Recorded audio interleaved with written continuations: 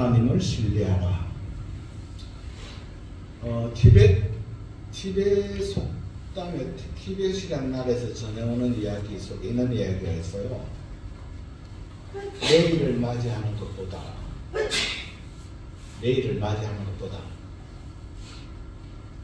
이게 그 티벳 말로 말은 그렇지만 조금 좀 순화해서 내일을 맞이하는 것보다 하나님 앞에 서는 것이 더 빠를 수도 있다. 이런 속담이죠. 이 말은 일상적으로 우리가 내일이 있을 것이다 라고 생각하지만 오늘이 어느 순간 하나님 앞에 그러니까 내가 생명을 이 땅에 생명을 다해서 죽어서 하나님 앞에 서는 그러니까 내일을 맞이하는 것보다 하나님 앞에 서는 것이 더 빠를 수도 있다라는 속담이죠. 이 말은 죽음이라는 것인데 여기 명제가 두 개죠. 언제나 죽을 수 있다. 두 번째, 누구에게나 죽는다. 이 뜻이잖아요. 누구나 죽고 언제나 죽을 수 있다는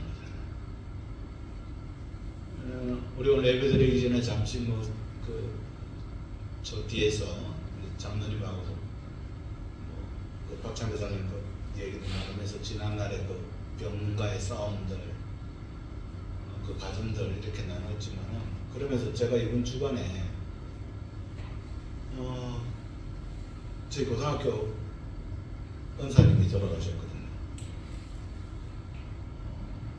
제 고등학교 생활 때 담임쌤이었고 참 신실하신 분이고 유하신 분이었어요. 국어를 담당했고 제가 또 특별히 국어를 이렇게 잘 했기 때문에 사랑도 많이 받았다라고 생각하고 또 고3의 그 극동의 시기에 많은 그런데 73세시거든요.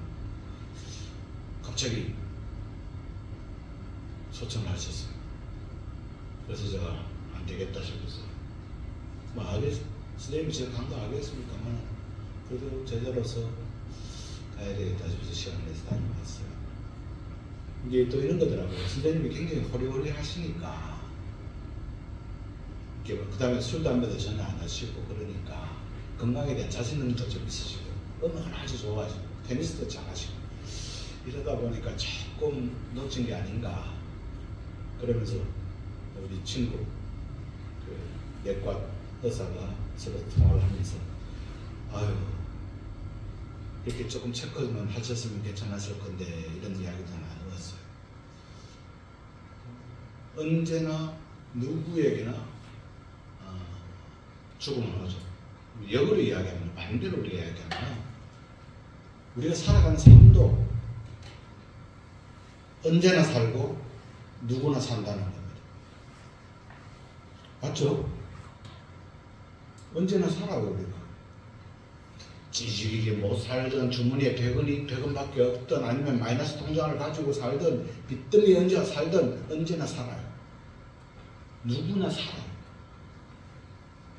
그런데 그 삶을 어떻게 살아가야 하는가는 제가 지난주에도 말씀드렸지 뭐라고요? 선택이에요. 지난주에 복 있는 사람은 악인의 길을 따르지 아니하고 죄인의 길에 서지 아니하며 오만한 자의 자리에 서지 아니하며 이런 게 있잖아요. 피해야 돼. 선택해야 돼. 주일날 우리가 선택하는 거잖아요. 하나님이냐 주일날은 그렇게 생각해요. 삶을 그렇게 사는 거잖아요. 내냐 이렇게 선택이잖아요. 그래서 제가 지난주에 묵상이라는 말을 했습니다. 묵상, 하나님의 말씀 언제나 살고 누구나 사는 삶인데 그 삶의 지표가 되는 하나님의 말씀을 묵상, 주야로 묵상, 읽고 또 읽고 또 읽는다. 그래서 하나님의 마음을 헤아린다. 주야로 좋을 때나 나쁠 때나 낮이나 밤이나 처한 행동에 따라서 그 말씀을 살아가는 거다. 그러면서 제가 주보를 이렇게 쭉 해서 이렇게 보내잖아요. 수요일 날도 보내기도 하고 그런데 조금 더 제가 부지런하면 다음 주에 설교 이렇게 더 놓으면 좋은데 제가 좀 부지런하지 못해서 읽고 묵상하고 묵상해서 오늘 말씀을 저희들이 예배를 갔다가 오늘 정말로 진실하고 간절한 그 말씀을 읽고 묵상하면서 이번 주에 찬양이거나 불러보고 내 찬송으로 만들고 오늘의 본문이 이번 주의 본문이 이거구나 읽고 그래서 내 본문으로 만들고 아멘? 그러면 예배가 달라집니다. 잠 안 합니다. 악령의 생각들이 들어오지 않습니다. 내 믿음이잖아요. 네 믿음 더 굳세라잖아요. 뭐 목사 믿음 굳세랍니까? 장로님 믿음 굳세랍니까? 내 아내 믿음 굳세랍니까? 내 믿음 더 굳세라잖아요. 그 말씀을 묵상하면서 오늘 동방박사 이야기를 우리가 봐요. 우리 잘 아는 이야기잖아요. 이거 모르는 사람 있나요? 동방의 박사가 와서 예수 태어난 데서 베들레헴 와서 베들레헴 생명의 떡집이라는 뜻이잖아요. 거기에 와서 말구에 뭐 맨날 듣는 이야기인데 읽고 묵상하면서 우리가 좀 간직해야 될 말이 있다라는 거예요. 오늘 말씀 우리가 제가 읽고 묵상했던 말씀을 전합니다. 잘 받아서 여러분의 것으로 만들 수 있기를 바랍니다. 첫째, 오늘 동방박사가 우리가 할 때는 이방인이잖아요. 메시아가 태어난 것을 이방, 즉 하나님을 모르는 다른 나라의 박사가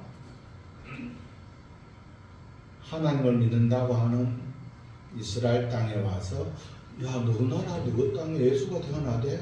라는 탄생을 예고하는 거예요.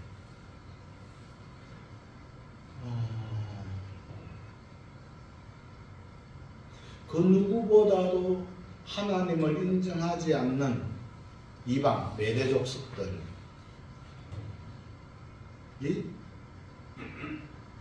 별을 보고 왔다는 거죠. 그런데 이스라엘 땅에 와서 보니까 예수님이 태어난 것을 몰라요. 모르는 사람들이 누구예요? 예수님을 기다리는 사람들이었어요. 대제사장과 서기관들을 그들은 하나님의 은혜와 메시아를 기다리는 사람들이죠. 그런데 그들이 동방박사들보다 몰랐어요. 그들이 성경을 몰라서, 그들이 예배를 안 드려서, 그들이 물질을 구분하지 않았어요. 아니, 그들의 삶이 오늘 우리가 이렇게 되어 있지만 예수 그리스도의 삶처럼, 하나님을 믿는 자의 삶처럼 되어 있지 않았기 때문에 그저 형식적이고 외피적인 모습만 그랬을 뿐이겠죠.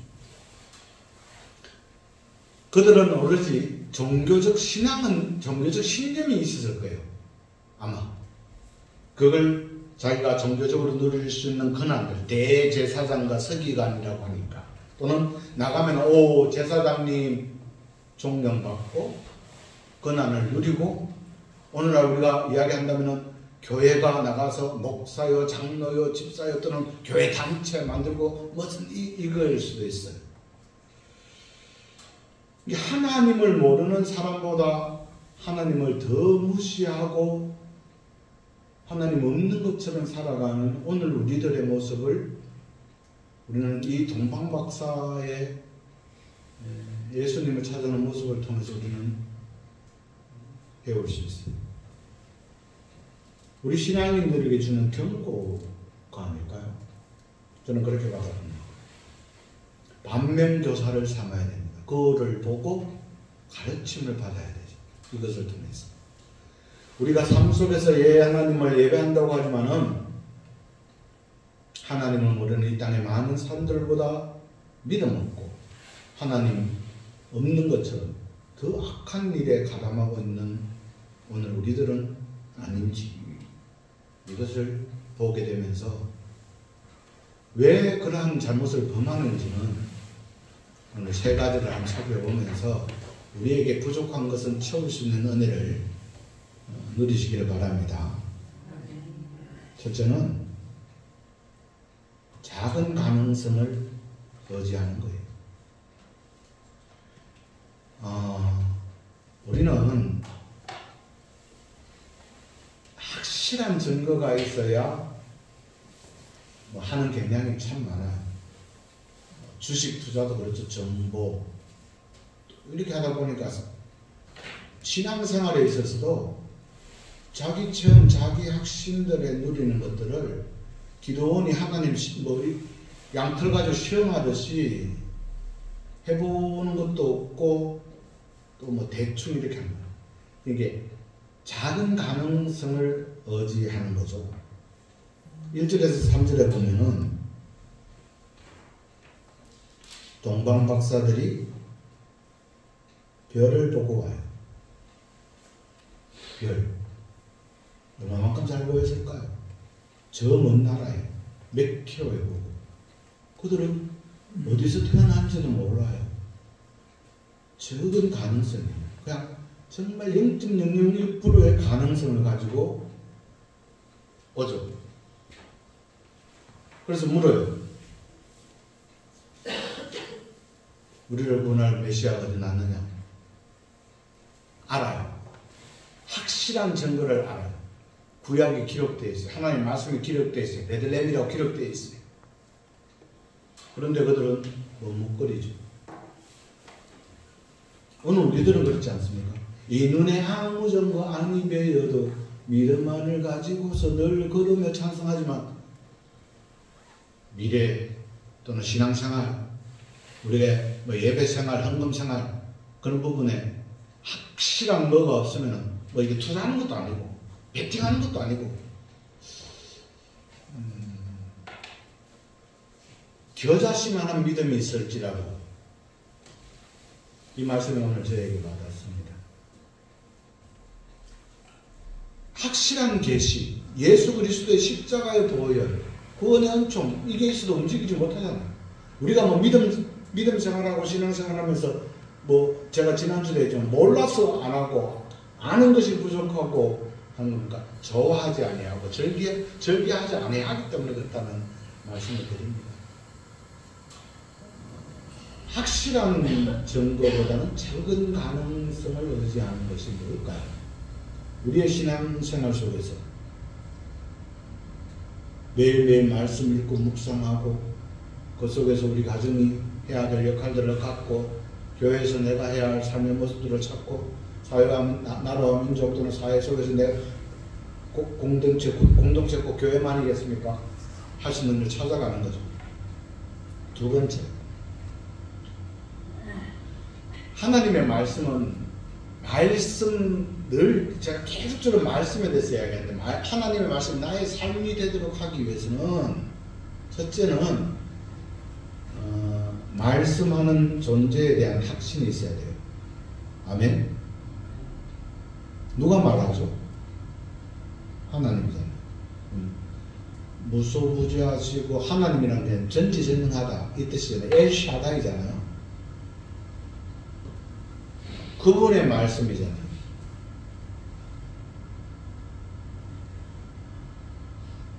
그럼 그분의 말을 듣고 적용해야 돼요. 첫 번째처럼 흡수하느냐의 문제죠. 오늘 여기도 보면요, 이 동방 박사가 적은 가능성을 가지고 이렇게 왔잖아요. 와서 묻잖아요. 메시아가 어디 있느냐. 근데 대제사장이나 서기관은 알아요. 알아도 그들은 그게 아는 것에 그쳤어요. 삶이 되지 않았어요. 그 다음에 우리가 기억해야 될 것은 이러한 동방 박사의 순수한 열정과 동기가 악한 계획에 이용되기도 해요. 괜찮아요. 우리가 말씀대로 살다 보고 오리를 가져가 있는 심리로 가라, 사랑을 베풀어라, 이웃과 잘 지내라 뭐 이렇게 하면은 그것이 나를 갖다가 악한 계획에 이용하기도 해요. 그러나 걱정하지 마세요. 마지막 이야기는 하나님이 막으시고 이끄시고 불기둥 불응기둥을 해서 하나님의 영광 드러낼 줄 믿습니다. 그런 믿음이 대차게 있는 거죠. 내가 뭐 이거 예를 들어서 우리가 내가 뭐 내일 모레 동창회 가야 아니면 뭐 해야 되는데 그것은 자기의 판단이고 내 믿음이니까.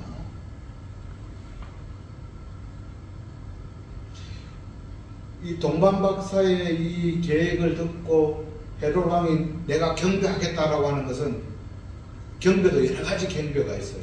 경배, 참된 경배가 아니죠. 괜찮아요. 언제나 악한 세력들이 있을 수 있다는 것을 우리에게 이야기해 주는 거예요. 구더기 무서워서 된장 못 닦느냐라는 것과 똑같은 거예요. 그런데 그걸 방지하기 위해서는 항상 말씀 깨어 있어야 되죠. 근데 깨어 있는 게 쉽나요? 오죽하면 에덴 동산에 아담과 하와에게도 뱀이 찾아와서 하잖아요. 힘들어요. 어려워요. 그것이 완전하지 않아요. 그럼에도 불구하고 실패하거든 넘어지거든 말씀 속에서 그 넘어진 그곳에서 왜 넘어졌을까? 그 원인은 내가 하나님의 말씀을 올바르게 순종하지 않았구나 라고 하는 그 원인을 찾으면 하나님이 해답을 주실 줄을 믿습니다. 그러니까 왜 우리가 넘어지고 깨어있지 못하고 하냐면 알아요.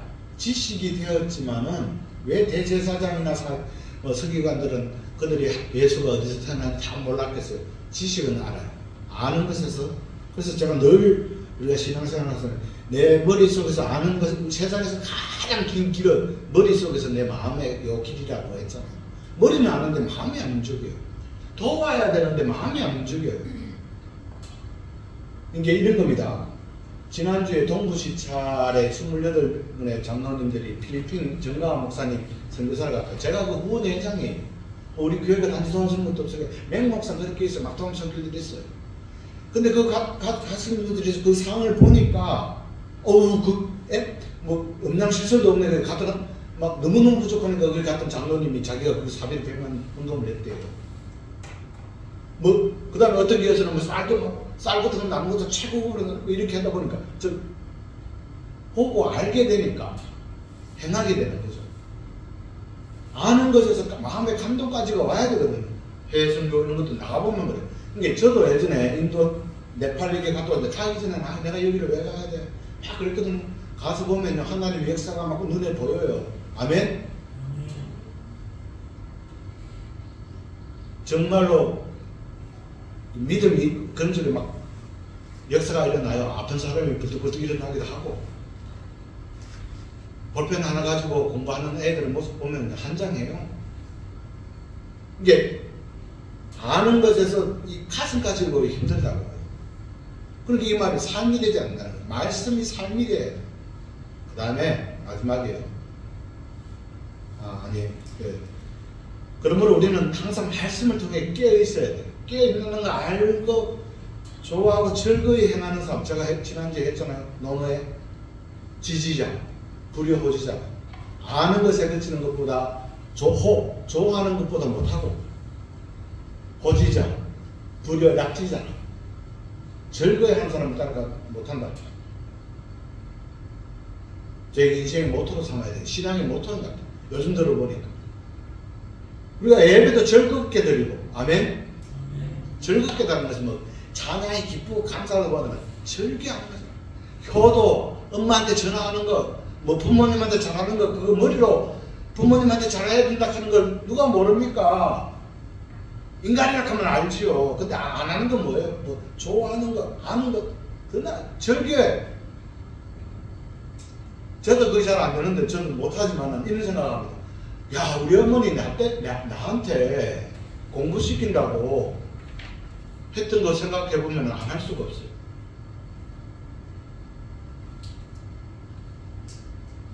지금 혼자 계시지만 전화하면 안 갈 수가 없어.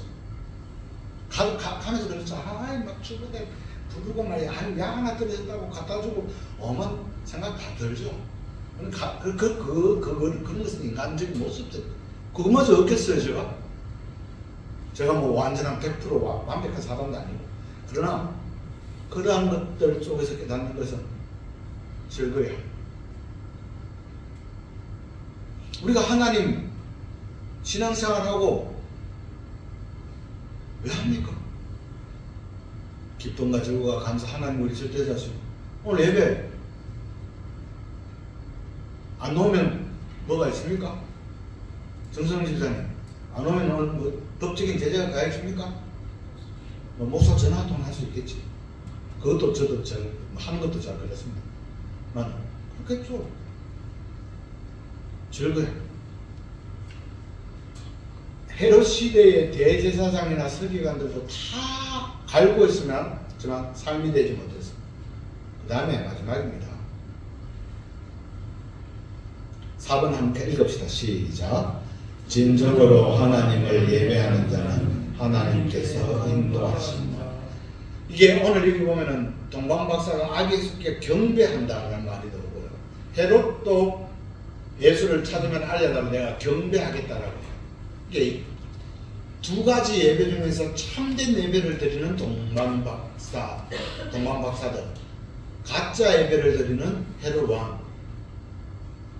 그 마지막은 12절에 꿈에 나타나서 돌아가지 말라 그러잖아요. 참된 예배를 드리는 자는 하나님이 그 인생을 책임져 주신다는 말씀입니다. 그럼 저는 뭐 참된 예배를 드리지 않습니까? 아니죠. 이 세상에 우리 한국 사회에서 우리 영업리의 전도님만큼 신앙생활 열심히 하는 전도들 어디 있습니까? 우리가 뭐 그래도 한국 뭐 예배에 안 온다고 뭐 하는 거 없고 헌신하고 그 아까운 헌금하는 만큼 적금 모았으면 여러분 집 2개, 3개 안 샀겠습니까? 교회가 뭐라고 자기 집 건치기 전에 교회 건축원금 얼마 안 가지고 있습니다.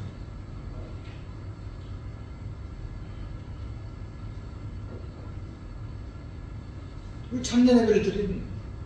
그래서 지금 그런 우리가 이런 고백들이 있어야 될 줄입니다. 우리가 뭐 꼭 그 공로주의는 아니지만 내가 그래도 그렇게 살고 온 삶의 결과가 우리가 뭐 배락 부자가 되고 이런 것이 아니고 내 삶이 참으로 하나님의 은혜 안에 있었도다. 아멘. 그렇잖아요 지금. 어디가 안들? 예? 어디가 안들? 우리 장로 박시영 장로님의 삶이, 박찬배 장로님의 삶이, 최순환 집사님의 삶이 어디 간들 당당하지 않은 삶이 어디 있었습니까? 이장한 목사의 삶에서 어디 나가서 총회나 뭐 노예 가서 당당함이 없는 것이 어디 있습니까? 내가 뒤에 뭐 돈을 100억 가지고 있으면 더 당당하게 지겠습니까? 그러면 이렇게 이야기하는 후배들이 저 똑바로하지 이렇게 이야기합니다. 돈밖에 모르는 놈. 지 삶이나 똑바로 하지. 이렇게 이야기하겠죠. 하나님의 은혜잖아. 이게 진정으로 하나님을 예배하는 자, 우리가 물질이나 이렇게 떠나서 그럼 교회도 빚을 했으면 빚도 그만 갚고 막 부흥되고 그게 부흥인지 악마의 술수인지는 마지막 때 아는 거잖아요. 의인 10명이 우리 영혼교회 때문에 하나님이 이 나라를 지켜주시고 보호하신다. 그런 당당한 믿음도 있지 않아요? 그 진정으로 하나님을 예배하는 우리들인데 하나님이 인도하십니다. 막을 건 막아주시고요. 내가 이때 한참 땡길 수 있는데 안 땡겨진 것도 하나님의 은혜예요. 땡겨졌으면 제가 하나님 몰랐을 것 같아요.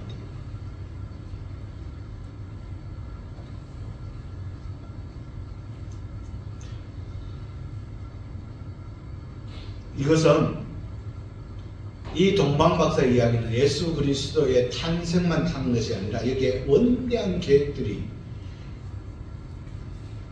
우리들에게 있는 것을 보여주시는 말씀이다. 읽고 묵상하면서 얻은 결론입니다.